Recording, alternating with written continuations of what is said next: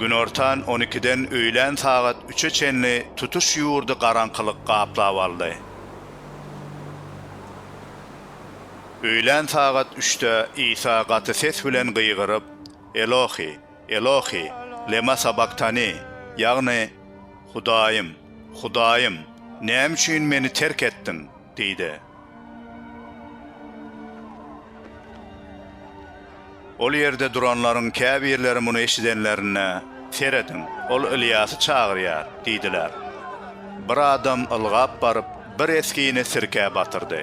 Onu bir taýagyň ucuna dakyp İsa içirjek bolup uzatdy da "Hany göreliň, Ilyas gelip onu aşağı düşürermike?" diýdi.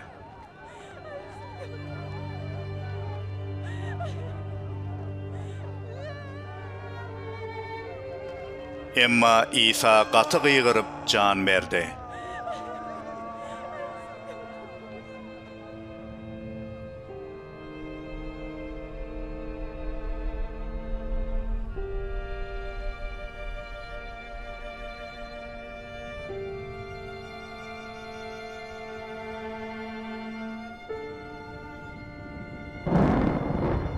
Şol wagt ibadathananyň tutusy ýokardan aşaklygyna ýyrtylyp ikiä bölünni.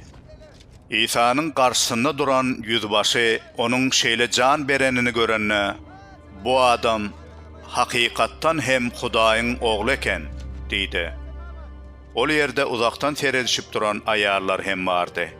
Magdalaly Meryem, Ýosef bilen kiçi Ýakubyň ejesi Meryem we Salome dagy hem olaryň arasyndaty. Bular İsa Jeliledeke ýzyna düşüp oňa hyzmat edipdiler. Ol ýerde İsa bilen Ýerusalime gelen başga da köp aýallar bardy.